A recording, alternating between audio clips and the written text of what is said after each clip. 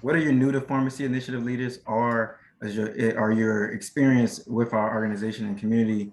We thank you so much for being in this moment and taking time out to be with us this evening. We have a really, really exciting event for you with our esteemed guests. But first and foremost, I want to give a happy International Women's Day to the amazing women across the world, but of course, of you who are decided to join us today. I can definitely say that, of course, we've all been impacted so much by women in so many stages of our lives. And in regards to pills, pills has been built and really constructed by the minds of many amazing women throughout our history, our short history, and will be a part of our long future going forward. So thank you so much, and definitely want to give a virtual applause to all the women today.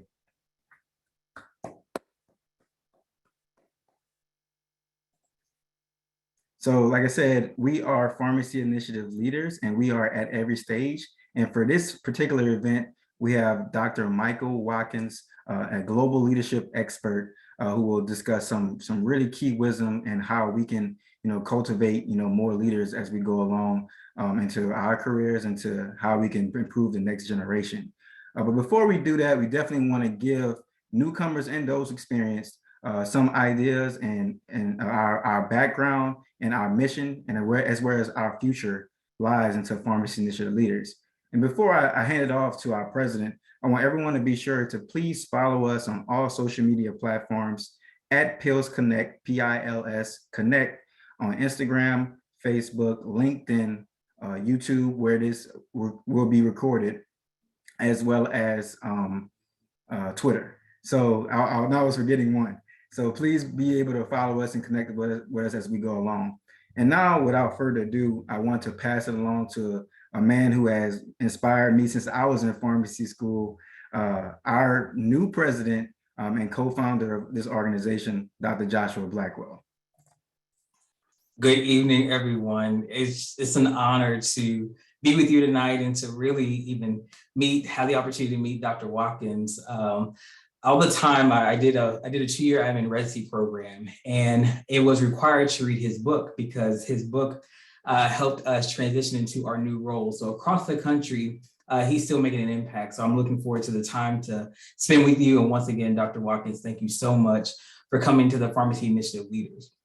But as Chandler alluded to, I'm fortunate enough to be the new president and CEO of the Pharmacy Initiative Leaders.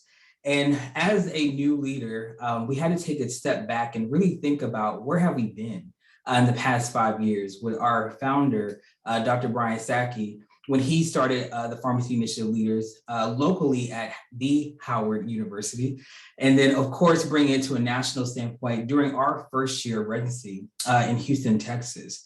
We had to really think about where we've been, but now as we're going through this rebirth, you keep seeing that around all the time in our social media. What is the rebirth? Well, in the birthing process, there are a lot of challenges, there are a lot of obstacles, but as you birth something new, as there's new seasons, as there's new thoughts and innovative ideas, with everything happening with the pandemic, with everything happening with racial discrimination, of course, across this country, and different things happening with our policies and politics and our government officials, there has to be a time for a new dawning, a rebirth. And that's what we're doing today at the Pharmacy Initiative Leaders. And as you see here, the Pharmacy Initiative Leaders is a social enterprise that was established in 2016 under Dr. Brian Sackey to change the look and feel of healthcare at every single stage, no matter where you are, through coaching, community, and connection. And so today we're connecting today to learn from Dr. Watkins, but not only are we going to learn from him, but we're going to take some of those pillars, those keys, and really implement them into our daily practice and hopefully invoke change in the environment that we want to see. And that ties along to our mission. Our mission is simply to make sure that we are investing, we're creating, and we're connecting. And so we're investing in the collective community and the actual individual people inside of the organization. So each and every one of you, no matter where you are, we're investing in you. We want to know where you're going through, where you've been, maybe some of your desires and also your goals, because it's through that interpersonal and personal interaction that we have we're able to set the stage for you personally. We know that we can't do this alone, and it takes each and every single one of you in order to make that change. And through that change, we're going to be creating opportunities for the overlooked and the underestimated. So no matter where your background is, and no matter what the community that you're facing, that you're working in every day, we want to have those opportunities for them, those doors to be open unto them, and also those resources to really catapult them to their next stage. And that's how we're going to be connecting through the unseen solutions and unheard voices in all facets of healthcare, not just the profession of pharmacy.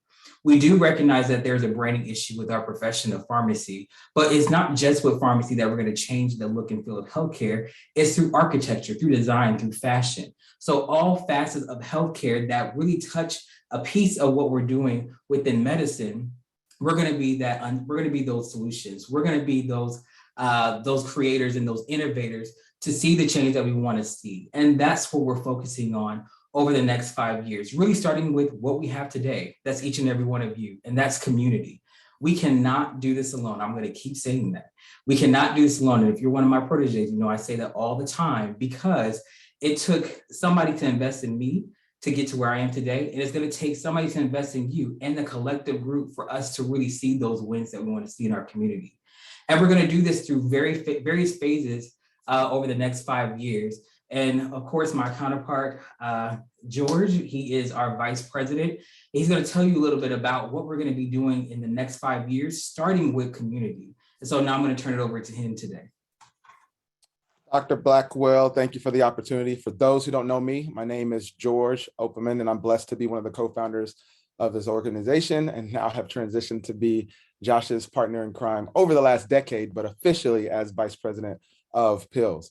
And as Josh has mentioned, we have reimagined, rebuilt, and we are refocused on a new mission and vision. But we also need a strategy to make that happen. And as I reread a little bit of the first 90 days and learned more about the virtuous cycle, I think this presents that. And so I'll try to articulate that in a very crisp manner, because y'all didn't come here to see me, y'all came here to see Dr. Watkins. And as we start with community, I think everything we do, I think over the last couple of years, everything has gone virtual, but we do want to get back to our roots of actually physically touching and impacting the community. As we're able to physically impact the community, we know one of, if not the very best way to get that happening, is to get the community and people within the community into classrooms. And when we think of classrooms, we went through pharmacy school, but we're opening our mission and opening our opportunity and impact into touch STEM. STEM, if we don't really break that down, stands for science, technology, engineering, and math. And I know most of you know that math stands for cash, finance. I'm in business school now, and I've seen a lot of opportunities to bring together technology, engineering, science, and math, a lot of the skills that you have to open the opportunities you have in your career. And as you think of the careers that we are trained to do inside the pharmacy clinics or the pharmaceutical companies, we're expanding to where we're getting beyond that, still taking the learnings that we have to impact the community, still taking the relationships that we've gotten to the classroom to open the opportunities in our career to then influence and move capital. We're blessed to get 6 figures as soon as we get out, but we also need to be educated on how to not just get that check, but grow our capital, both from a financial standpoint and social standpoint, and then do what? Pour that back into the community, accelerate more into the STEM's classroom, and then expand more and create more opportunities in career, and do that all over and over again. And so as we rebirth this organization to not just focus on pharmacy, but focus on people, we have an opportunity for you as a person. If you're not here already on our leadership team, I think today is a perfect recognition of how Dr. Taylor hasn't waited until she got a title, although she is a Pills ambassador. And I think her Wi-Fi has stopped a little bit because of her impact today. Her queen magic is going. Okay, she's back. As we transition to the next slide and we talk about the opportunities for anyone here to be a part of this mission and vision, we do have opportunities across our community, classroom, careers, capital, and more specifically, we're looking for 2 leaders who want to head up our staff and operations, and also our content and communications. And so this Sunday is our deadline. We do on our social media platforms, our website, have a link directly where you can learn more about the actual scope of what you would be able to do. But I'll say this very briefly. We got all our operations down, but we just want people who want to be on the team and win. When you think about these positions and things that we do have that if you're interested. But if you at all and at any facet resonate with what you've heard today, or have any ideas on how you can impact the community, we'd love to have you here. So with that, I'll pass this virtual mic back over to Dr. Chan, and I'll let the program get back underway. Hey, thank you so much, George and Josh. Your message definitely resonated with everyone, but especially me, as always. Every time I talk to you all, I'm really motivated and really want to push forward into the next 5. And just want to let everyone know that, you know, our mission and vision is something that I'm a testament of and that I've been involved with since 2016 as being a protege, and now being in a position to impact more proteges and more of our community members. But one of our community members, Dr. Shanice Taylor, has been really impactful in being able to really make this event happen. But not only make this event happen, but also be an outstanding PILS ambassador, coach, and of course being someone in the pharmaceutical industry that is really prominent in regulatory advising and promotion as she's a management at GSK. So Dr. Taylor has really put in a lot of work to make sure this event happened, and it would not have happened without her diligence and her connection and really reaching out and really going above and beyond and building these relationships. So without further ado, once again, I want to give kudos to Dr. Taylor, and I'll give it to her to host this event. So thank you so much. Thank you so much for the very humbling welcome. To be honest, I was really just trying to live up to the charge that the PILS leadership team set out for us at the beginning of the year when we talked about, you know, what do we want to see in the next 5 with PILS? And one of the conversations that we had was around making sure that we are pouring into our PILS ambassadors and everyone that comes to this program, so that when it is time to make that transition from student or resident or fellow to competent professional that has ownership over projects, a lot of times management responsible for managing a team, managing people, making sure that you're able to transition your mindset from student having to basically ask permission for everything to someone that's able to kind of, you know, be the boss and make those decisions and do so in a competent way. And so I remember when I was finishing up my fellowship with Novo Nordisk and preparing to transition over to my full-time role with GSK, I was a little nervous because I would be now responsible for, you know, my workflow. I wouldn't have someone to check over my work or to make sure that I was basically hitting the objectives of my position, right?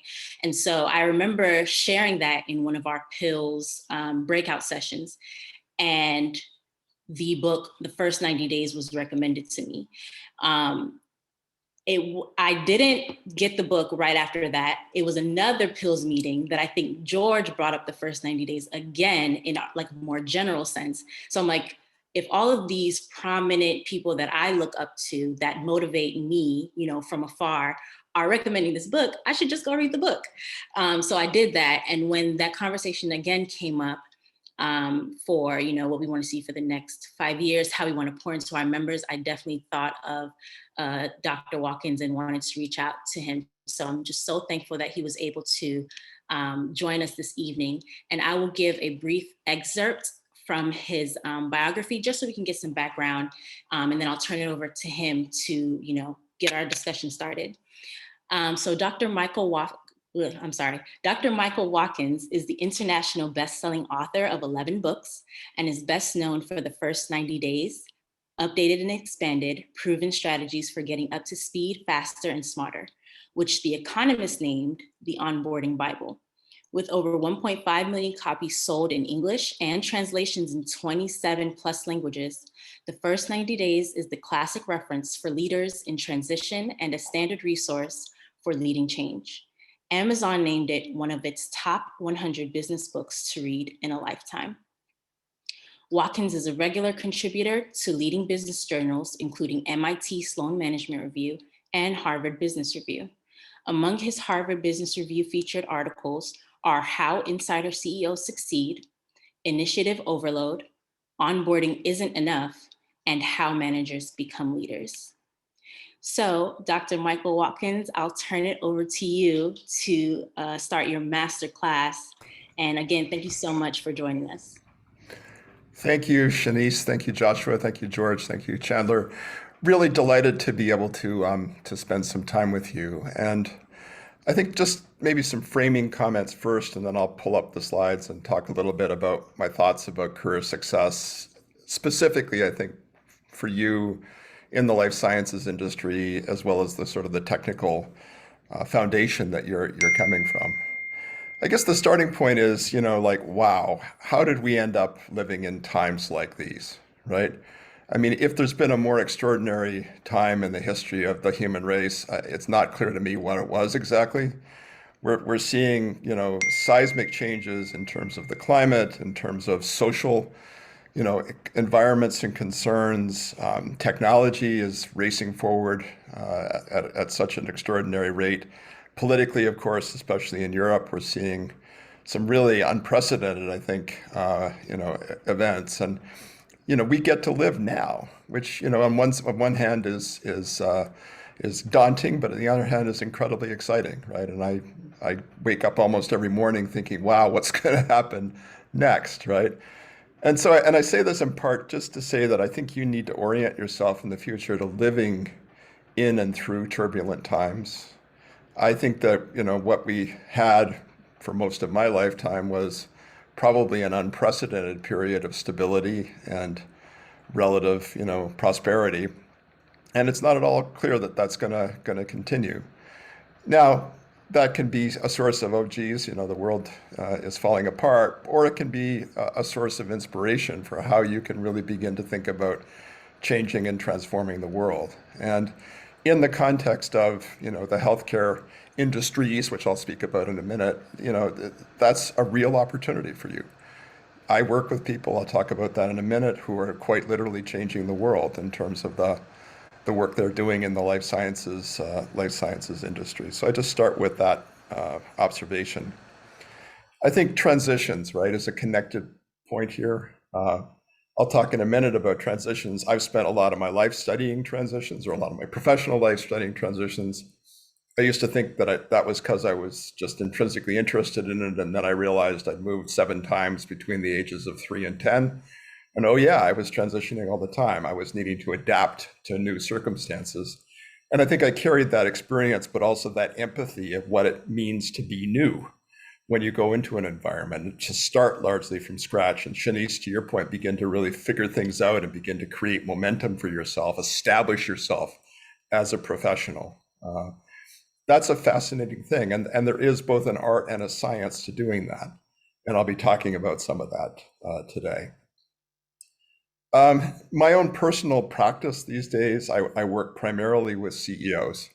That can be both insider CEOs, so people being promoted often for the first time to becoming a CEO, from being a head of a business unit or a chief financial officer or chief commercial officer, sometimes in the pharma and biotech companies, or people being hired in from the outside, right, coming in. And it's, for those that have not been CEOs before, and those are my favorite people to work with personally, that's a really incredible transition, right? Because all of a sudden you are the person of last resort, right? You are the person who has to set the course for the ship, as it were. You need to align people around strategy and direction and vision. And that's an incredibly exciting, but also very daunting thing to be doing. And I get to work with people doing that, right? That's my personal practice. And of course, it also keeps me current, with what's going on. I'm not quite sure why this happened, but what I can say is that probably 3/4 of my personal practice deals with companies in the life sciences or related industries. I'll give you a couple of examples. I've worked with Johnson & Johnson now for close to 20 years, coaching senior executives there. I'm currently coaching the head of immunology at Johnson & Johnson, right? Head of the immunology therapeutic area. what extraordinary times in immunology, right? I mean, we've all sort of become virologists. It's been pretty interesting what's happened. We all kind of got master classes in virology, but this guy's doing the real thing, right? He's out there thinking about unmet patient needs. He's investigating exciting new therapies, gene therapy, cell therapy. He's leading, an extraordinary team of people who are dedicated to improving human health. And that's a pretty exciting thing. And I get to kind of be there to a degree, right? And help them think it all through. For the last 5 years, I've coached the CEO of Atrium Health, North Carolina, Charlotte, North Carolina, big regional system in the Southeast, Eugene Woods. I've watched him transform a relatively stable, profitable local healthcare system into what is now, rapidly becoming one of the, most innovative and frankly fastest growing healthcare systems in the country, right? And in the process, I've been able to see the extraordinary transitions and transformations that are going on in healthcare. If you told me, 5 years ago that you'd see a hospital system doing the equivalent of venture capital, investing in new digital health technologies, I would have gone, that doesn't make any sense, right? But Gene opened the Charlotte Innovation District just 2 days ago, right, with extraordinary technology partnerships.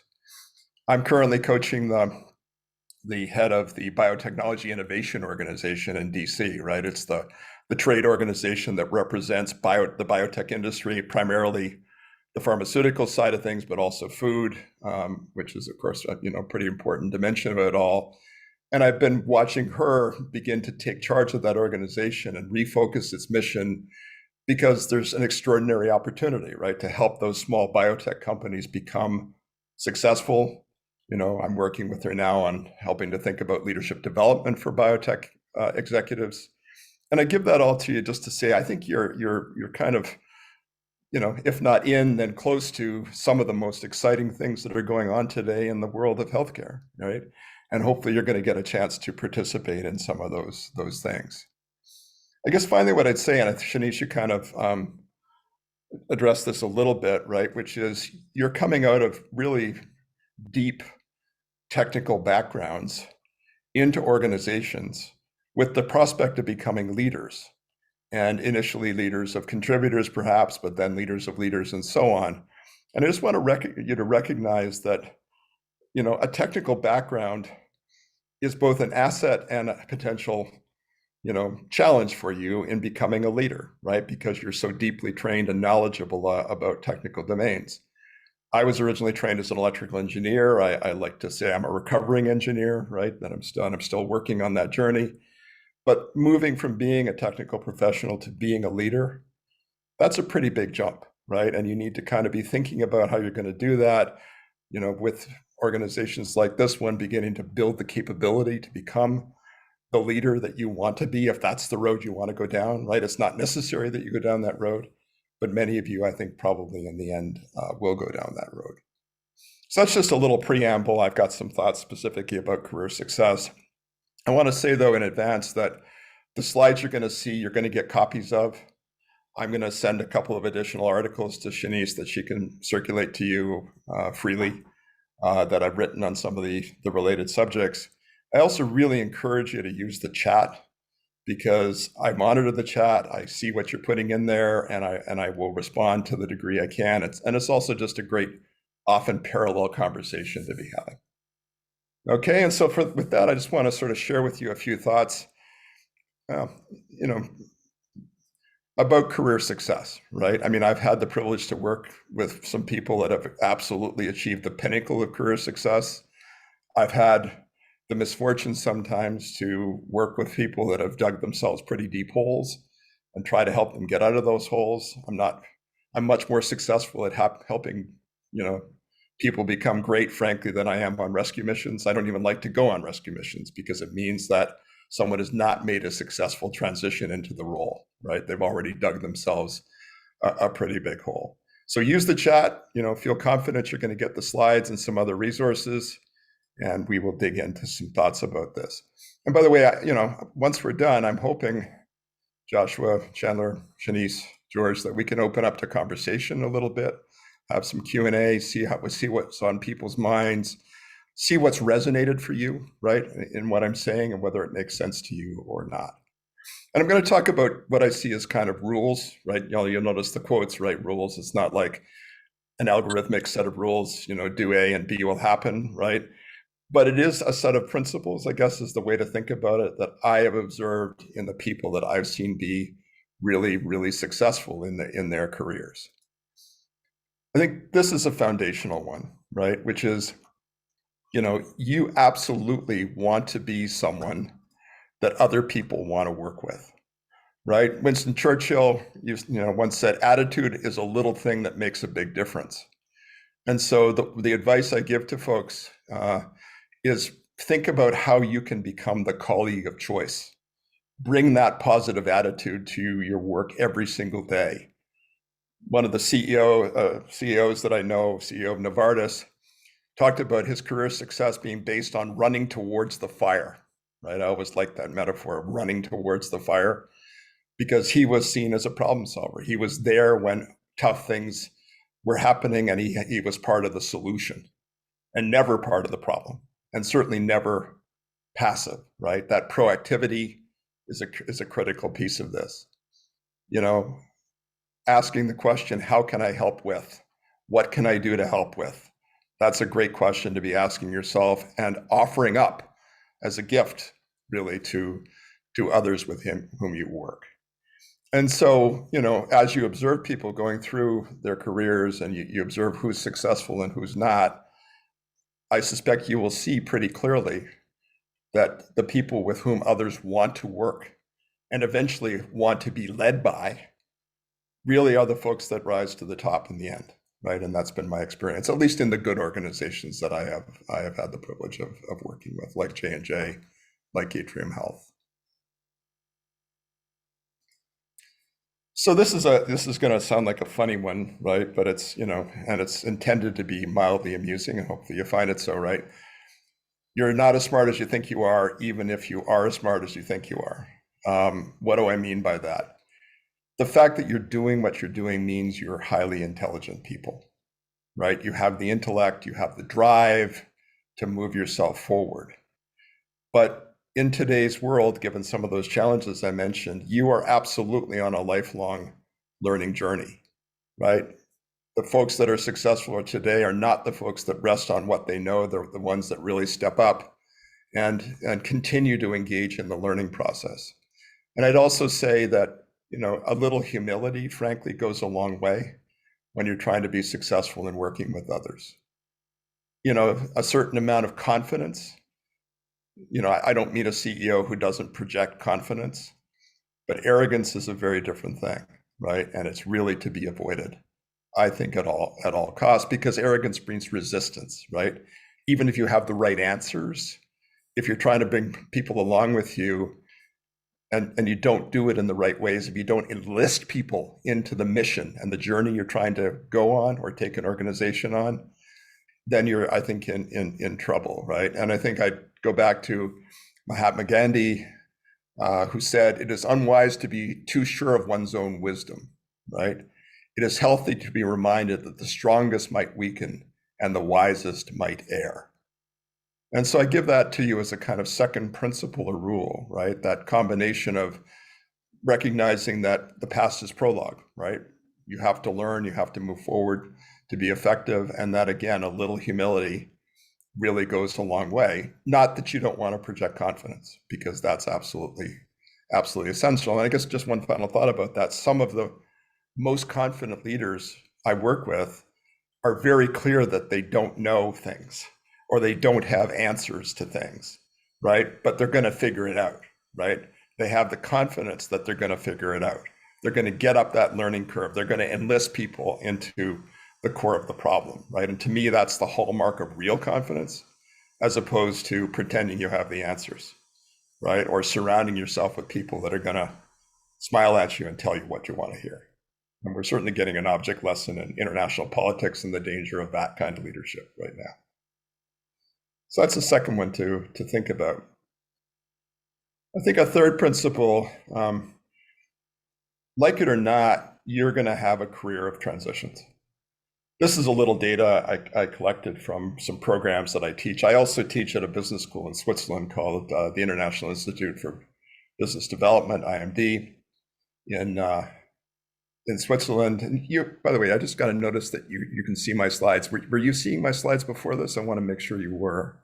Yes, sir. Okay, good. Good. So here's the thing, right? I just did a little poll of these folks. And what you find when you look at folks' careers is it's a career filled with different kinds of transitions, right? There's almost more transitions than there are years, right, in people's careers if you kind of begin to dig into it. And what does that mean? It means you need to be transition capable from the outset. And it's certainly the case as we move into such turbulent times that the ability to transition rapidly from doing one thing to doing another, to developing a new set of expertise, to pushing a self or collective learning process is just going to be absolutely fundamental to success.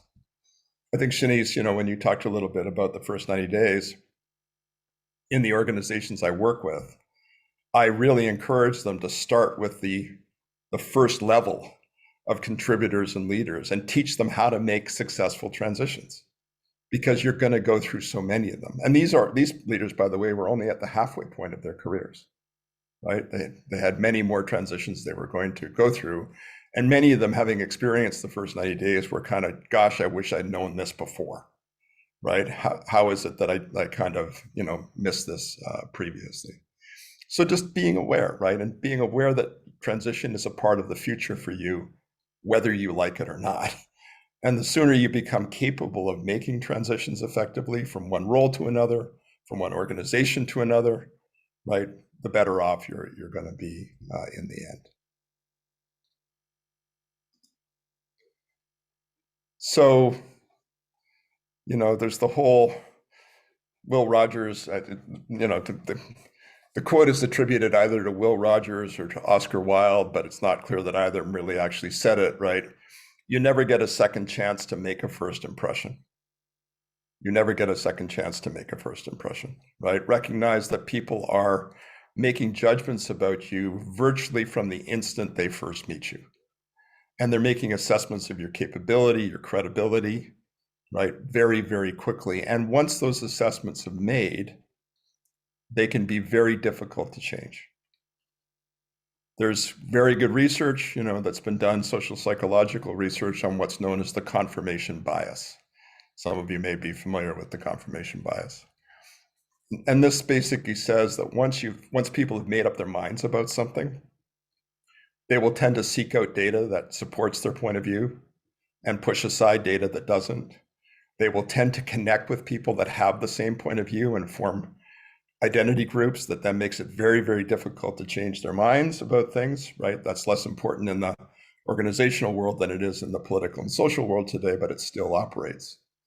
And I think that, just recognize that the way you show up matters, right? And you should be thinking hard about how you show up. When I first started working with Gene Woods at Atrium Health, I was fortunate to be able to start to work with him before he actually was formally in the job. And so we could take some time to really plan how he was going to arrive in the organization. What were his key messages that he wanted to send? How was he going to communicate? With whom was he going to communicate? Using what modalities would he communicate? And, we worked a lot on things like what are some of the symbolic things that you want to do early? And I'll give you a simple example, right? At the point in time that Gene took over Atrium Health, it was called Carolina's Medical Center, basically, and it was a pretty concentrated in Charlotte enterprise, but a big enterprise, right? Many hospitals, many facilities. And there were lots of smaller facilities or hospitals that had never seen a senior executive show up, right?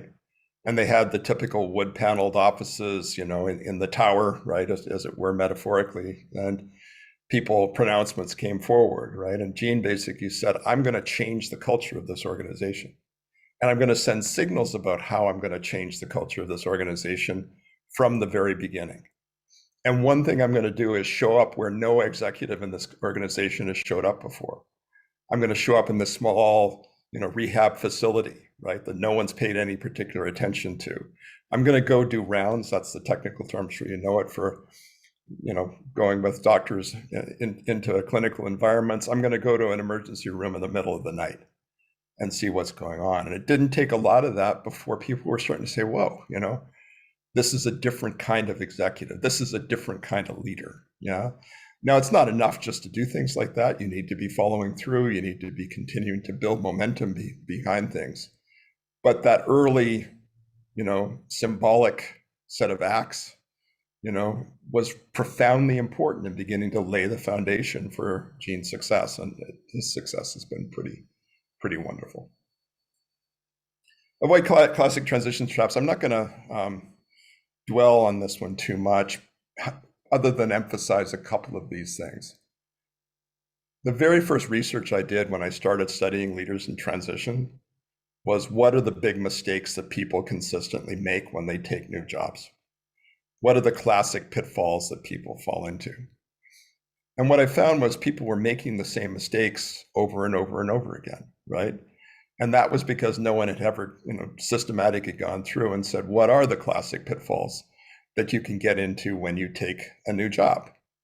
And so I just offer you this list. I'm not going to go through all of it. I'm going to highlight a couple, but I can just tell you that I have seen leaders fall into all of these. And sometimes it's derailing completely. Almost always it sets things up to be very difficult from which to recover. And you just don't want to do this, right? And I'll give you an example. An executive that I actually wrote a case study on after he had been fired, right, who had come in from a larger, process-oriented engineering company into a smaller alternative energy company. And he came in just feeling like he knew what he needed to do. And he very rapidly, that's the first trap, and he fell into the second one too, which he reached very premature conclusions about what the answer was. Now, he'd been brought in by this small enterprise to help them become more systematic, right, to implement the right processes to ignite growth. But he didn't do the work of enlisting people into that mission, right? And he kind of had a cookie cutter, approach. I'm going to implement systems. Here were the systems from my last organization. We're going to kind of graft those onto the new organization and everything's going to be fine. So recognizing that anytime you go into a new job or role, you need to take the time to figure out what's really going on. You need to take the time to understand the history of what's happened and how people have gotten to the point they are. You should never assume that the reason why you're there is to do what you've done previously in a previous role. And sometimes there's a big trap here because you may even be told this, right? Joshua, we want you to come in and implement what you did in your last organization with supply chain management in our organization, right? That's why you're hired. Well, yeah, but you try to do that and you don't fully understand the organization and you haven't enlisted people into what you're trying to do, you're almost certainly going to get resistance, right? So not sticking with what you know, I guess, is the big piece of this. And I'll emphasize one other one, which is falling prey to the action imperative. And what do I mean by that? I see people often, too often, honestly, that come into a role and start doing things too fast, faster than they need to, faster than the environment is demanding of them, right? And why are they doing that? I call it the action imperative, right? Because they're feeling pressure to prove to them, right, whoever they are, that they made the right choice in putting you into this role. And there's that internal insecurity, let's be blunt about it, that sense that you may be a bit of an imposter, that desire to prove, that you are the right person for the role or the organization has made a good choice, that can really lead you to make premature decisions, actions, conclusions that can really bedevil you from that point forward. Accelerate your learning. I'm not going to spend too much time on this other than to say, so back up.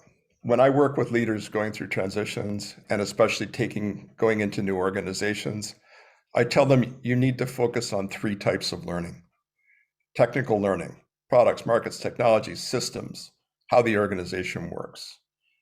cultural learning, right? Understanding the cultural foundations of the organization that contribute to its character. And critically, political learning. How do decisions get made? How does power and influence work? Who are the most influential individuals and alliances in the organization? It's typical when people early in their careers, especially come into organizations, to focus on the technical learning and not enough on those cultural and political learnings. But when you look at the research on why senior executives, and this is senior executives I'm talking about, fail when hired from the outside, it never has to do with the technical dimensions of the work. It never has to do with their ability to, figure out what's going on from a strategic point of view, right? It's always about falling afoul in some way of the culture or not really navigating the organizational politics successfully. And it's not too early. It's never too early to begin to hone your awareness and develop the skill sets to learn rapidly about culture and politics, because it's certainly going to serve you well throughout your career. Understand and adapt to cultures. I believe today every leader is a cross-cultural leader, right? Whether you're dealing with other parts of the organization or you're coming into a new organization, right? You're dealing with cultures, you're dealing with subcultures. Anytime you're trying to transform an organization, which I also do a lot of work on, you need to work with the culture of the organization. So it helps to have a model for thinking about what is culture exactly, and how do we, the next step, obviously, begin to change culture if that's what we need to do. This is a model developed originally by a guy named Edgar Schein at MIT that I use a lot. And it says basically culture has these three layers to it. There's the language the organization speaks. I guarantee you that, in whatever companies, Shanice, let's use GSK as an example, there are a set of acronyms that if you don't know what they mean, you have no idea what's going on. And so you need to learn the language of the organization first and foremost to get access to the culture, just as you really need to learn the language of a country if you're going to a new country. And then there's this layer of behavior, right? How do people behave, what is done and not done? This is the layer that you really need to focus some attention on early, right? Because you don't want to be doing things that aren't viewed as within the context of the norms of the organization. And if you're trying to change the culture of an organization, you want to be focusing on how do you change people's behaviors first and foremost. And then there's this base layer, I think of it as the fundamentals of beliefs and values. And this typically takes longer to really get a hold of, but it's almost always there, right? It's almost always, there's a set of organizing beliefs that an organization has. There's a set of values that it either explicitly or implicitly represents. This is also a place where you can help make transformation happen by rethinking the values and fundamental beliefs of the organization. But if you don't focus on changing behavior, you don't change culture, right? Rock solid, guarantee that's the case. Focus on getting aligned with your boss. What I mean by that, it's pretty essential that you figure out early on in a new job how you will create value. The number one question I focus my coachees on, even at the level of CEO, is what are you uniquely able to do to create value for the organization? And that flows in part from making sure you've got really deep alignment with the person or people to whom you were reporting. And you might think that, a CEO, gosh, that must be wonderful. They have such infinite power and control over what's going on. And I can tell you that's far, far from the case typically, because you have a board of directors to report to. You have investors and other key stakeholders that you're answerable to. And so even at the level of CEO, gaining alignment is really critical. And this is a simple framework I use for helping people create alignment, right? And that's about expectations and resources, but it's also understanding and gaining alignment on the situation that you're in. And critically, and I really say this, especially if you're relatively early in your career, figuring out how you're going to have a productive working relationship, right? How does your boss prefer to be, dealt with, right? How much detail do they want? What's their preferred communication mode? Are they an extrovert? Are they an introvert? Beginning to, hone your awareness again of how do we mesh styles in order to really have the most productive possible working relationship. Proactively build supportive alliances, right? I think that, every one of you, I suspect, has heard build networks, build relationships, and it's true. Typically not typically, in every organization, relationships matter. In every organization, you need to be thinking about how to do that. But in the end, what you want to do is build supportive alliances, and that's a different thing. You can have a great relationship with someone, and they're not really an ally for what you're trying to do. You can have a not so great relationship with someone, but you have shared agendas, and you can collaborate to get things done. And so, of course, focus on relationships and what relationships you need to build, but begin to think politically about organizations, right? What's Joshua's agenda? What's George's agenda? What's Chandler's agenda? How does what I'm trying to do line up or not with what they're trying to do? In what ways can I help Joshua, accomplish his goals? And how can he help me accomplish mine? That's a form of political thinking about organizations that I find is completely indispensable and worth honing early. And then finally, and I, just as a final thought for you around this, which is, I'm coaching people, I'm doing developmental coaching. My organization does developmental coaching. I teach a senior executive program at IMD that's focused on developing leaders. And what I would, and I guess one more thought, right, which is there's some folks that say basically focus on your strengths, discover your strengths, leverage your strengths. And there's another school of thought that says understand your weaknesses as a leader or otherwise, and work on, developing yourself on those dimensions. And the answer in my experience is yes, right? They're both important, right? You need to understand and leverage your strengths, but you need to also get, pretty clear on what your weaknesses are and have an approach to working on it. The CEOs I coach taking new roles, they're often surprised when early on I say, okay, well, what's your leadership development agenda? What do you need to work on? And they're kind of like, well, Michael, wait a minute. Aren't you here to coach me on how to make a successful transition into a new role or into my new role? And I say, yeah, absolutely, I'm here to do that. But it's not too early to think about what you need to do to become great in this role. What's your developmental agenda? And let's start to focus on it. I'm confident, you're going to make a successful transition into a new role, but I want you to become great. And we're going to focus on what it's going to take to be great. And so we're both going to help that person, or I help that person understand their strengths and leverage them. But early on, I'm also asking them to be thoughtful and reflective about the developmental work they need to do to become truly great in the role. And I guess it's a connected point, recognize that when what got you here won't get you there.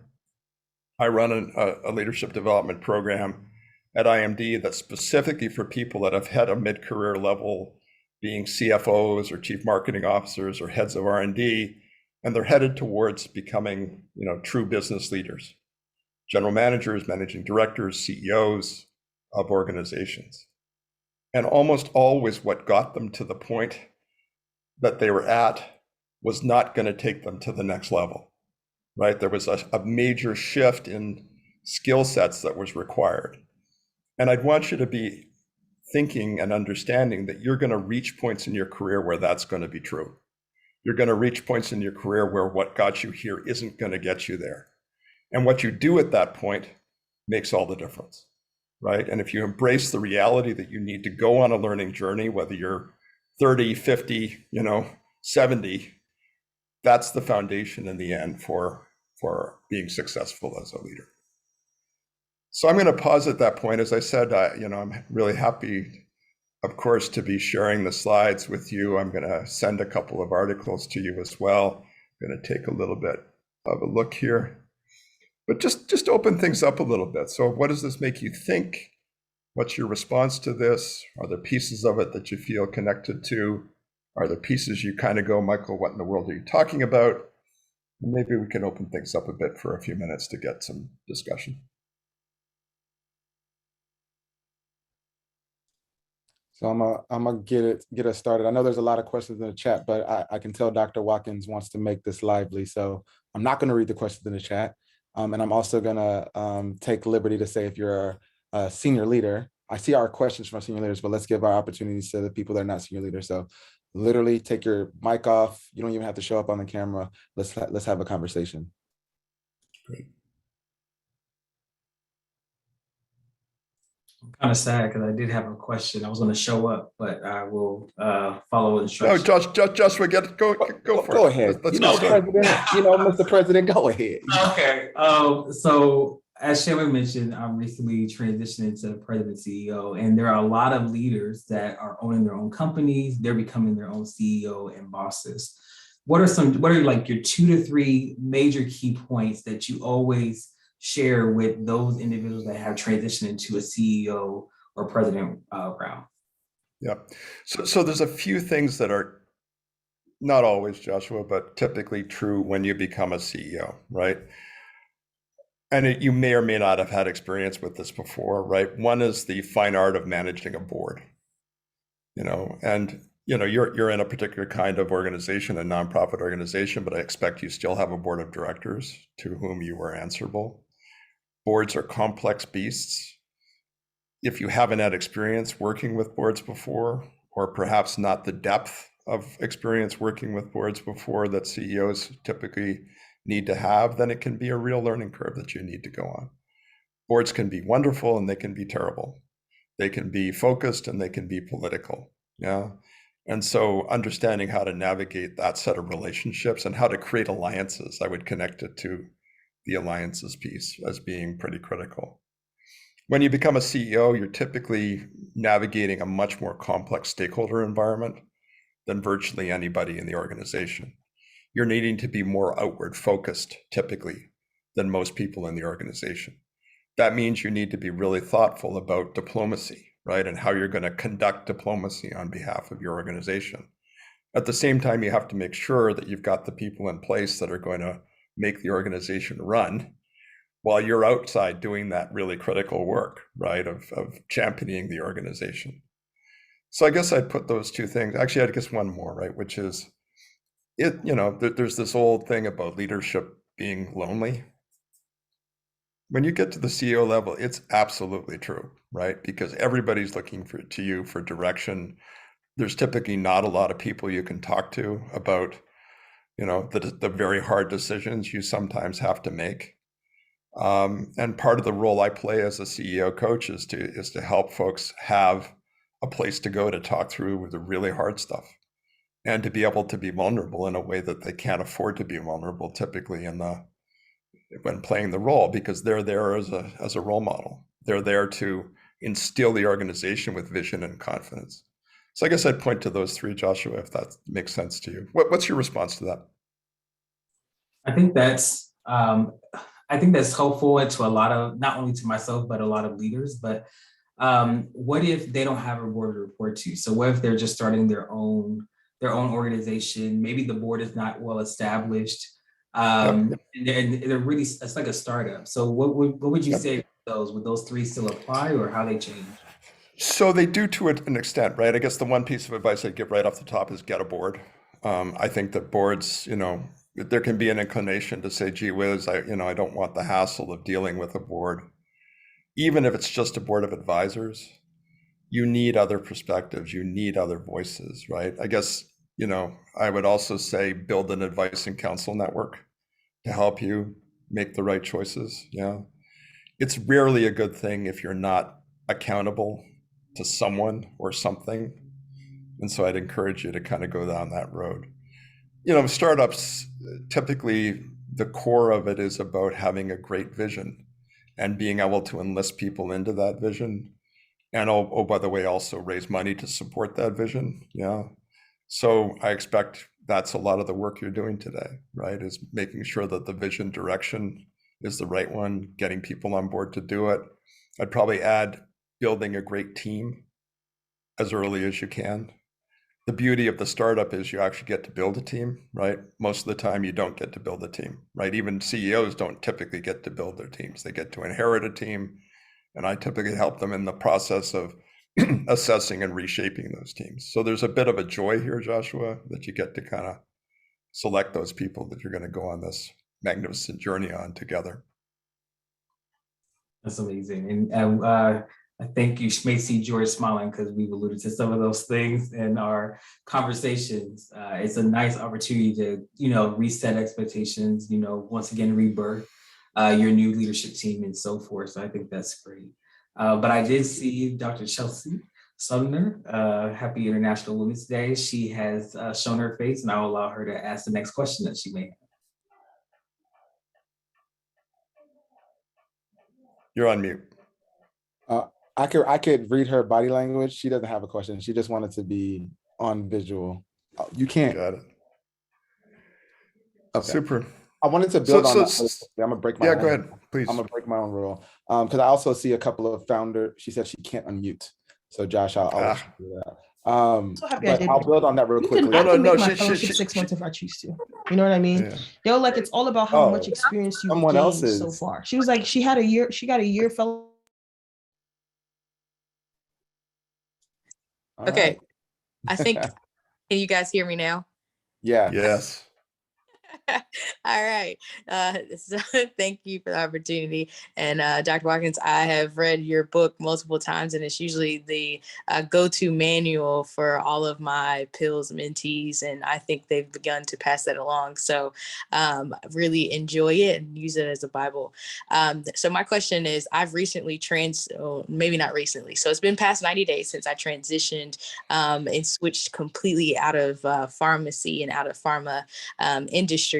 So what about for a person who is in a completely different industry, has a new technical background, a new culture, and not necessarily in the first 90 days, but still feels like they're in that transition? What is some advice that you would give in doing that? Yeah. Giving yourself the grace if it's not in the first 90 days.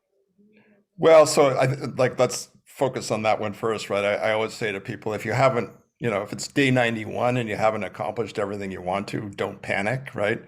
I mean, the 90 days is about how you make the best use of those 90 days. It's not that transitions take 90 days. They almost never do. They're almost always longer than that.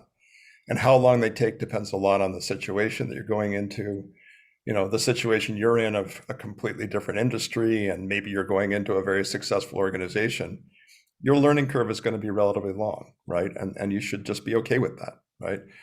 You still got to figure out how you can create value, as soon as you reasonably can, but that's a set of judgments you need to make, right? Are you far enough up the learning curve? Do you have the ability, given the state of the organization, to make that balance between learning and doing? Right? Striking the right balance between learning and doing is really, really essential, right?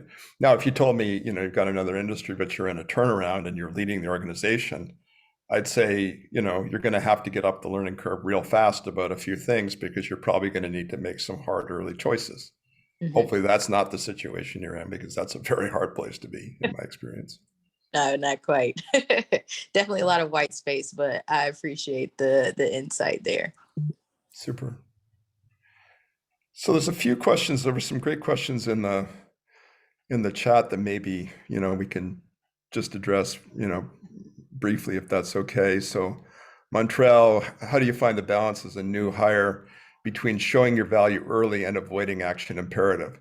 Well, just asking the question, Montreal is a real good start, right? I think awareness about the trade-off there is critical.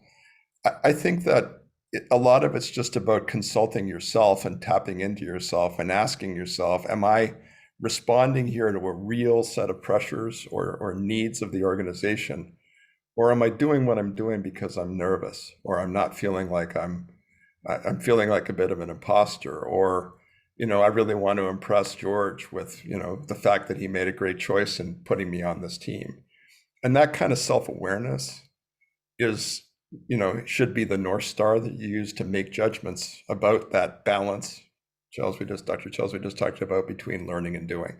And striking the right balance is absolutely, absolutely essential. Janet, you had a question about what's considered the wrong type of learning. What I mean by that is, be careful about focusing too much on the technical side of things. I'll go back to Dr. Schell's situation for a sec. you're joining an entirely different organization, you're joining a new industry, you've got a big technical learning curve to climb. You have to do it, right? But learning to navigate the culture and politics of that new organization is as or more important.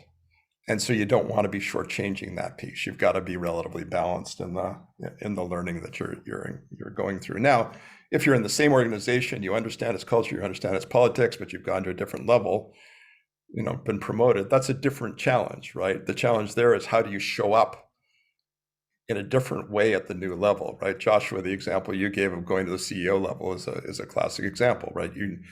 Even if you've been running a business unit or the chief financial officer of an organization, when you go to the CEO level, you need to show up differently, right? That's just a given.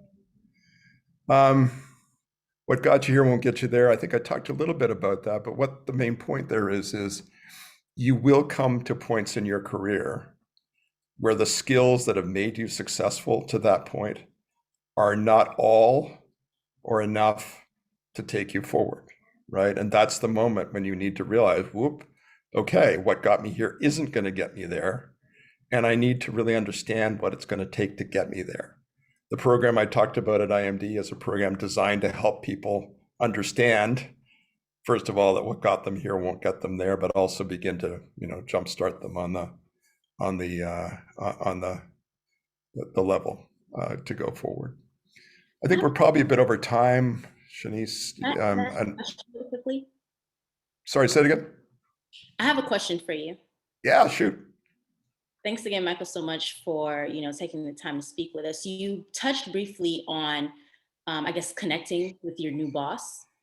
Yep. And so one point that you made in the first 90 days is that it's important to basically negotiate success. And I think I saw a similar point to that on your slides as well. Negotiating success with your boss early on to make sure that you're shaping kind of basically the relationship.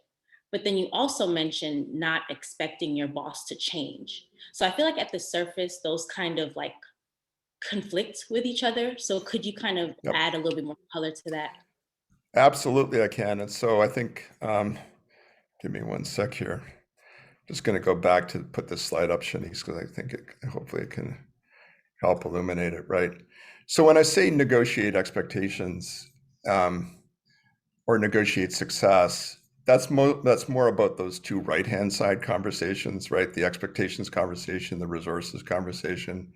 You need to be proactive in shaping, clarifying what it is you're there to do and what success looks like and how that success will be measured. And you need to understand what the resources are that you have to accomplish that, right? Now, that could be headcount, it could be budget, it could be a host of other things. It obviously depends at the level you're at. That's the two pieces that I mean when I say, negotiate success. The piece on number one conversation about style, that's really the one that I'm referring to when I say don't expect your boss to change. Your boss's working style is unlikely to change to fit you, and so it's kind of incumbent upon you to fit your working style to your boss, right? And I sometimes get the people I work with to kind of write a user's manual for themselves, right? What's the care and feeding of Shanice? How do you want information to be, given to you? When is it okay to call you up at 4 a.m, to flag that an issue is going on, right? That's more the piece where I think you generally need to adapt yourself to the working style of the person you're reporting to. Shanice, does that help? That does. Thank you. I feel like I currently have a great working relationship with my manager, but I work closely with others who do not. And so that's always been a question of mine, especially if, my manager now isn't always going to be my manager, with everyone having such different work styles. I think that's important to, Just to be clear on what you just said, is it that other people reporting to the same person you're reporting to don't have a good relationship, or it's other people who don't have good relationships with their managers? Other folks, because I work cross-functionally, so other people in other departments with separate managers outside of myself. Yeah, a good boss is a joy. There's no question, right? Definitely, for sure. So Dr. Watkins, I do want to let you know, we do have until 9:30. So if you do have a Oh, hard super. Oh, great. No, absolutely. That's great. Perfect. So we'll continue. And since I already have my mic Super. unmuted, you already mentioned about COVID-19 and the pandemic and the political situation that we're in right now. Yep. How does these external factors play a role in transitions? Do they play a role at all? Are the premises still the same? Especially when you think about the thought processes of hiring managers, the fatigue, especially in the healthcare sector. How does that play a role in those transitions today? So I'm going to twist the question a little bit, Joshua, if that's okay, right? Look, let's assume, and I want reactions from you folks on this. Let's assume that we're going into a world that's much more turbulent than it has been in the past, right? We got vaulted into the pandemic. That was an unprecedented experience. We're now what's gone on racially in America, I think in some senses is old, but also new. We're going through the first war in Europe in 50 years, with every prospect of it getting even uglier than it already is. If we imagine a world in which disruption, right, shocks to the system, right, turmoil is the new normal, how do we as leaders respond to that, right? Because I can tell you ways that we shouldn't respond, right? We shouldn't respond by fixating on what's going on in every little detail, which I see people doing with the Ukraine situation, especially in Europe right now, right? There are people who are glued to their mobiles, constantly absorbing information about things when there's really not a whole lot new information coming in, and obsessing about the things that could happen. So, and I think I would say too, as leaders of organizations, how do you help pilot an organization through seas that are really going to be very challenging going forward? And what kind of capabilities do we need as leaders that perhaps are different or, deeper than the capabilities we've had in the past? And I guess I'd just love some reactions from folks to that question. Yeah. Yeah, I would say that we have to be more people focused. Too many of our society it's all about transactions. What can you do for me? Which, yes, that's a great way to create alliance. But what I even do with my own proteges is that I make sure that I get to know them as a person first. They can't be a successful leader if they have a lot of things that are going on with them personally that is clouding their judgment, clouding some of the moves that they make. And so we have to be more people focused than we are, I would say, transactional. I see Kathy has her hand up, and I think she wants to react. So I'll give the floor to Kathy. Hi, yes, can you all hear me okay? Awesome. Well, thank you, Dr. Watkins, for sharing so much of your insight, but something you just said kind of just piqued my interest in terms of, dealing with conversations about a lot of things that are happening in the world, whether it be politically, socially, and for us who are in training. So I'm in my second year of training right now and looking for positions, transitioning into new sectors. So I guess joining a team, this is more so like, how do you handle the conversations that, you're new to a group and someone will be asking you about, like, for example, the Ukraine situation as someone you never met before. How do you kind of balance those conversations with, very touchy subjects, whether it be race, whether it be politics, and you're brand new trying to navigate that? Wow, that's such a really amazing question, right? And I'd love other responses to it too. I guess I think it's an obvious response, right? Which is, I think when you're new and people are forming impressions of you, you need to be very careful about what you say early, because you don't want to become a target, right? And so I would tend to say in general, until you're well established in an organization and it's psychologically safe, that's a term of art, right? That you're in an environment of psychological safety, I probably would tend not to go down to that road. And I think you can be completely polite about it, but I'd be cautious. But I mean, it's such a great question. Are there other reactions from you folks?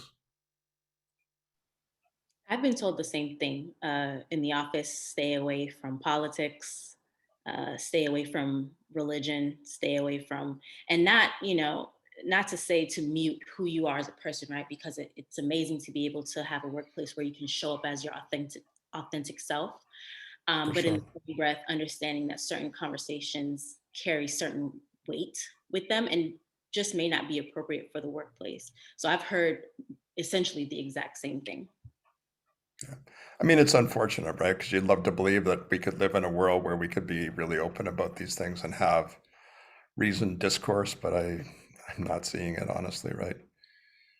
But Joshua, just go back to your observation, because I think it's a really important one, right? Which is, if when you're living in very, very challenging, tumultuous times, the networks that you build, the connectivity that you create is absolutely critical, right? It's like a net that holds people, and that net has to be strong, right? And I think your job in part is to create that net to be as strong as it possibly can be.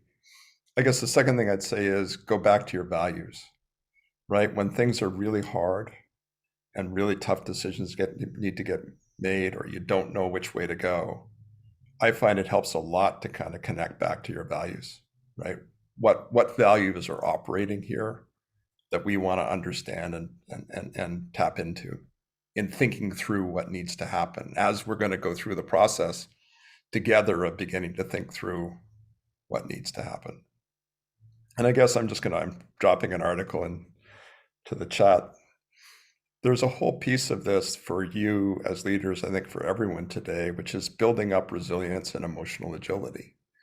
And I think emotional agility basically means the ability to shape the conversation that's going on in your head about things and not get pulled down into a rabbit hole and not get, so worried about things. And so there's an article that I like a lot. It's a summary of a book that I recommend to folks about the notion of emotional agility. And it's just a practice, right? It's a practice like mindfulness is a practice. It's a practice of understanding and labeling your emotions, understanding what's triggering those emotions and beginning to change the way you talk to yourself. And I think when we're facing such hard times, we all need to get better at knowing how to talk to ourselves about these things.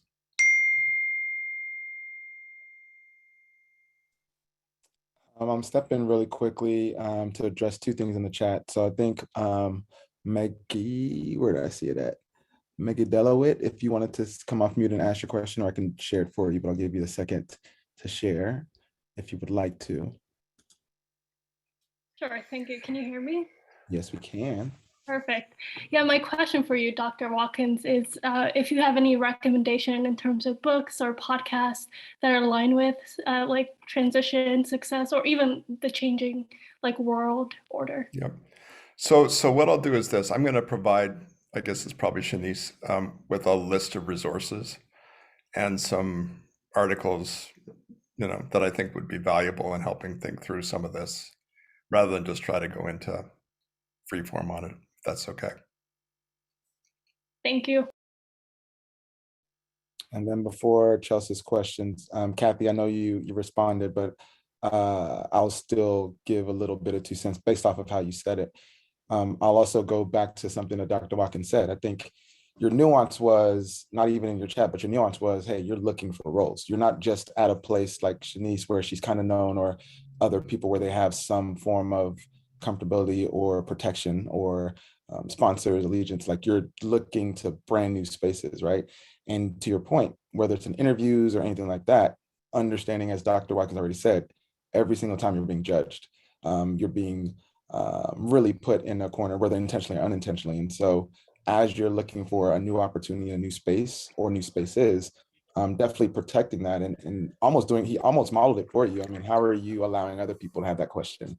How are you not being the one that's giving the answer until you either get that opportunity or not? And all of us as students are always taught it's also an interview process. And so if you're getting pushed or pressured into being like having to quote unquote give an answer or give your perspective when you've politely or tried to push that off, that's also a sign too that that's just the beginning. That means when you get that opportunity, no matter how cool it is, you're going to be under that scrutiny for most of the time. And so just using that as a guide and doing the article that he didn't know that he was going to provide, it's also a practice in terms of agility and being able to bob and weave and do those types of things, especially in the traditional healthcare setting. When you go into different settings and you have other opportunities to be more quote unquote yourself, which I don't even like that word of bringing your full self, because you never bring your full self. You bring more of yourself or most of yourself, then you have that opportunity. But in the space that you're in now, Kathy, and me knowing you personally, I think you being who you are, measured, being thoughtful, and knowing that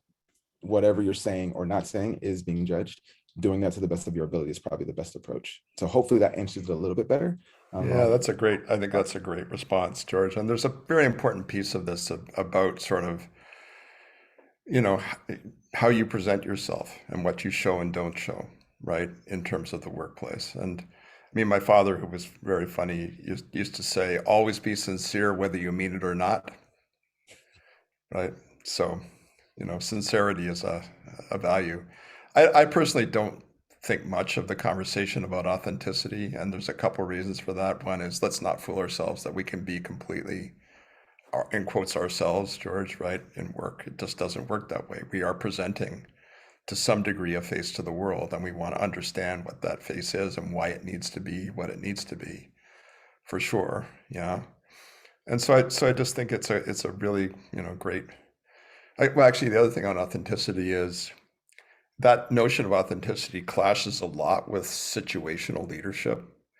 There's lots of great research that says the way you lead depends a lot on the situation that you're facing, right?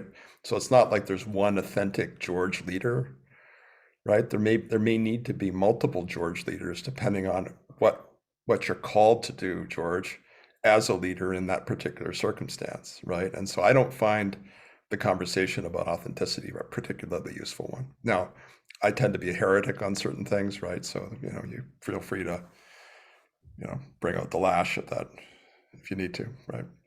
I wouldn't say it's a lash, but something that you did point out, Dr. Watkins, is values. So understanding those core values and maybe not shifting from that. There's no agility in that, because that's the core that I feel like that's the root of you. And so I think about another book by Bill George, True North, where it talks about— Absolutely great book. See, we read your books and we read leadership books for our master's courses, plug in for PGY1, PGY2, health system pharmacy nutrition, and leadership residency programs. But anyway, so I will say this is a mouthful, but I will say that your core values are something that does not change. They do not shift. And so if anything, they get stronger over time because they're tested over time.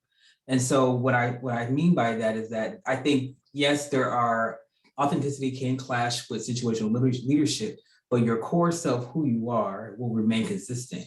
And if an organization is trying to pivot you away from that, then that's not a good fit. You need to be honest with yourself and authentic with yourself before making that transition. So that's something that I wanted to just shine a little light. Sure. No, I think that's completely fair, Joshua, right? I think, but again, it leads to such interesting questions, right? First of all, I think it's a wonderful exercise to go through to understand what your core values are, right? When the Transition to Business Leadership program that I direct at IMD, we spend half a day with people going through an exercise of values clarification, right? And I can tell you the bones of that exercise. It's identify 20, and I do mean 20 people you admire, and go through that list and think about what do you admire about them and what don't you admire about them? Because there may be, you know, you may admire Chandler. I'm making this up, Chandler, so don't feel offended, right? There may be certain things about Chandler that really inspire you or you really connect to, but Chandler is not a perfect person, right? I'm sure you actually are, Chandler, but we'll assume for the sake of example, right, what I'm talking about. And if you go through that exercise and you really do it for 20 people, you begin to see some real consistency in terms of the pieces of people that you resonate with. And that often is really informative about the core values that you represent. And it's an exercise that you can do yourself. And it's, I think, a really informative one. When we do it, we then discuss it in small groups with a coach, and it's highly typically clarifying for folks. And then I think the second part, Joshua, of your point is, you know, to what degree are you going to do things that are consistent with those values or not? I have a set of beliefs about this. I believe that if you're doing a role that is inconsistent with some of your core values, it's corrosive. And over time, you're going to pay a price for it. But we also have to live in the real world, right? We all have to make some compromises. to some degree, right? And the question then becomes, and I like the way you framed it, what compromises are you willing to make and are you not? When are you going to decide that you need to exit a situation because, it's really causing you damage from a values and integrity point of view? Nothing easy about that, right? Those are not cut and dried. Oh, that's consistent with my values, and that's not, right? You get rapidly into gray areas. You get rapidly into the reality that you have to feed your kids. It's there's nothing simple about it, right? But I'd still strongly recommend the exercise of clarifying your core values and thinking hard about, is what you're doing consistent with them? And if not, to what degree and with what values? And are you willing to live with that or not? Yeah. And Dr. Watkins, I'm not perfect. I really appreciate that. But I think you are, Chandler. I can tell. Thank you. I had a question, actually a two-part question about kind of some things you talked about in this presentation, but also from your Harvard Business Review article, the 12 rules for new grads.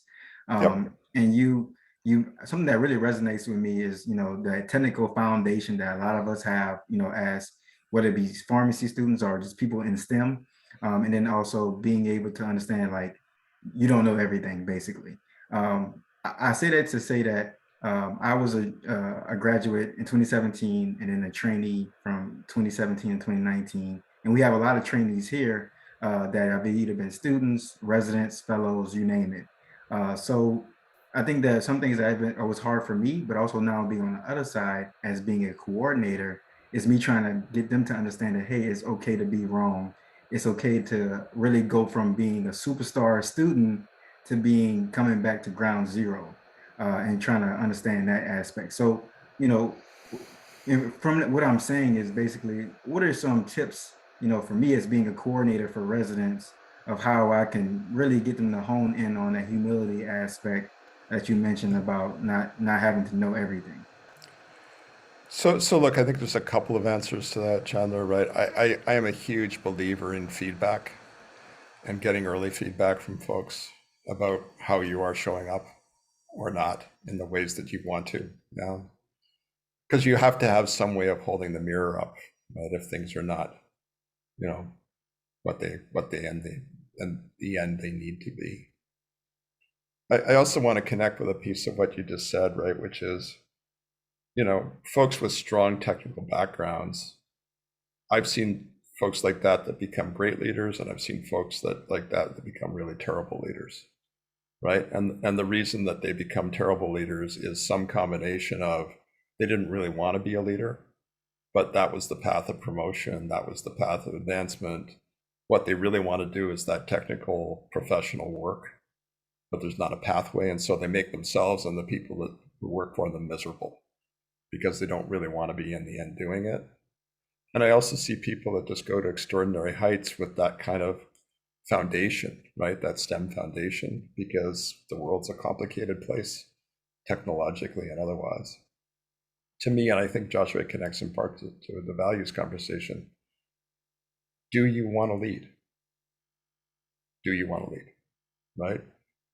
That's the foundational question. And if the answer is no, try to avoid making yourself and others miserable by trying to lead.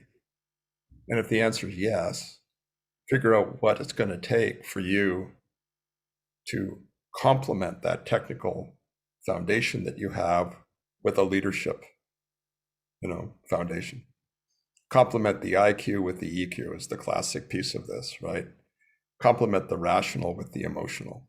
Recognize that you've got to integrate those things if you're really going to be successful as a leader, especially in technically driven organizations. Awesome, thank you. That was very helpful. I really appreciate that. George, you about to say something? Yeah, so I think we are winding down. We have 5 minutes. I see Chelsea's question, which probably ties into what you said. And I did have one question I wanted to get your perspective on based off earlier. So Chelsea's question, I'm gonna read it so we can make sure we stay with time. Are there certain values that are better for leading an organization versus being an individual contributor, or are they one and the same? So I'm not sure that it's the values that are critical. I think it's the call that's critical, right? Are you called to lead? Do you feel called to lead? right? Is there a journey you want to go on as a leader? Is there something you want to mobilize people to do? That to me is more important than the values, because the values that underpin us as great contributors can be very similar to the ones that underpin, great leaders, right? There's certain things about how you create value and what you believe in and how you treat people that there may not be a lot of difference, but the difference is the call, in my opinion. Dr. Chills, does that make sense to you? I think it was your question, right? Yes, it was her question. I don't know if she's having trouble unmuting, but that was her. Yeah. But just reactions to that. Does that make sense? That makes a lot of sense. I mean, I think this organization was built on that. And it's something that we try to help cultivate as well. But to your point, I think that's why I think it played well to your last statement. There are a lot of people that even if you try to cultivate, they're just not called, and they figure it out even through the processes and things we do. And that's also fine, which is absolutely, it's fine. So I that's why I say it's an epiphany and well said in that term. George, you had a question too, I think, right? Yeah. So my last question is more around organization, and you mentioned it early, and I was going to cut in, but I'm glad it ends this out. So you really mentioned the organizational, I'll call it structure around a CEO. And I worked at Eli Lilly. I kind of technically do because they sponsor my education. We'll see what happens after that. Where we have Dave Ricks, who's our CEO, president, and chairman of the board. And so if you talk about that, I don't even want to stray the witness. I just want to get your thoughts on that leadership style and also your nuances between what a chairman does versus CEO versus president. For your 2 cents. Yeah, no, it's such a great question, George. And it's a question of governance, right? That's the foundation of it. It's a question of governance. And I am not a big believer in having the chairman and CEO be the same person. I think those are very distinct roles. It's more common in Europe, where I spend a lot of time, to have that role separated. It's becoming more common in the US for that to happen. But I've seen, a number of cases where the fact that the CEO is chairman means there's not really the right kind of oversight of the CEO, right? And the CEO can do things to create almost a captive board, which is rarely a good thing. And therefore, important problems don't get surfaced early enough. Yeah. Those two things are also both almost full-time jobs, right? I mean, to constitute and run a board, to really provide the right insight, access, oversight of a complex organization, maybe not a full-time job, but it's a big job, right? And if you're trying to also run the organization, that's a lot for one person to take on. Am I getting, George, at your point? I mean, again, it's you're now into philosophy of governance, which I think is a great place to be, but it's partly philosophical, I think. Yeah, no, you're getting my point, and I heard those two, and so the last part is just more so I hear CEO, I hear chairman. Well, I want to hear your own 2 cents, wrong or right, around now the role of president amongst those three, in whatever. So great question again, right? And I think, I end up doing a fair amount of work helping structure the top leadership team of large organizations. The CEO president distinction, typically not the most important one, right? It's more, how do you build a top 2 or 3, set of 2 or 3 people that collectively are the core of running the enterprise and have complementary skills and perspectives and trust each other and have a shared vision, right? And that notion of complementarity, George, I think is at the core of the work I do, at least with leadership teams, right? Great leadership teams are integrated diversity, right? The diversity has value on multiple dimensions, but the integration is so critical. So I guess, I'm not answering your question. I'm sorry. I guess I don't have a strong view on president versus CEO. Often that's more a question of fiduciary responsibilities than a distinction, I think, that really matters all that much in the end. But I think you as leaders, in the future, when you're all running, great corporations, right? You've got to find those 2, 3, 4 people, right? That are the core, the engine of the organization. And they complement each other. They respect each other. They trust each other. They communicate well with each other. They're operating with a shared vision a shared set of KPIs for where the thing is going, right? That's where the real power at the top, in my experience, comes from. No, I don't want you to think you didn't answer my question. I think you answered it by saying what you said. And I also, before I hand it over to Shanice and Chandler, who have put this amazing orchestration together, I did see one of our other co-founders and our only female co-founder who joined the phone, Dr. Onye. She's my sister. We've grown up together, and I just wanted to give her roses, as I haven't seen her in an event in a couple of weeks. She just had a beautiful baby, and so thank you. Congratulations. Thank you so much. If I put my picture on, you'll probably run away. So just wanted to say hello and drop by. My sister, actually, I just started a new role as faculty at University of Houston, and my sister gifted me with your book. So I definitely had to stop in for the last couple seconds. So thank you. We'll send you the recording, no worries. All righty, Chan, I'll pass it to you. Thank you all so very much for being here, and for sure, we want to give you so much, gratitude and appreciation, Dr. Watkins, and for really giving us so much wisdom, insight, experience, just everything. I'm sure that you have impacted millions upon millions of people, and you've impacted all of us today, and I want you to know that. And then, of course, Dr. Taylor, thank you so much for everything you've done, with this event. Without you, we wouldn't have been able to connect with Dr. Watkins and really grasp these gems. And I'm just so appreciative of everything and what we're building here. And any last words from Dr. Taylor, Dr. Watkins? Look, just a delight to be able to spend some time with you. You will be getting the slides and the thoughts about other things to look at, a couple of articles imminently. Thank you so much. And just another thank you for Dr. Michael Watkins joining us. I sincerely appreciate it. So honored to have you and really enjoyed the conversation. So thank you all. All the best, everybody. All right. Thank you so much, everyone. We'll look forward to connecting with you very soon. And if you need anything, please contact us at Pills Connect on all social media platforms, or email contact@pillsconnect.org. Y'all have a great night. Good night.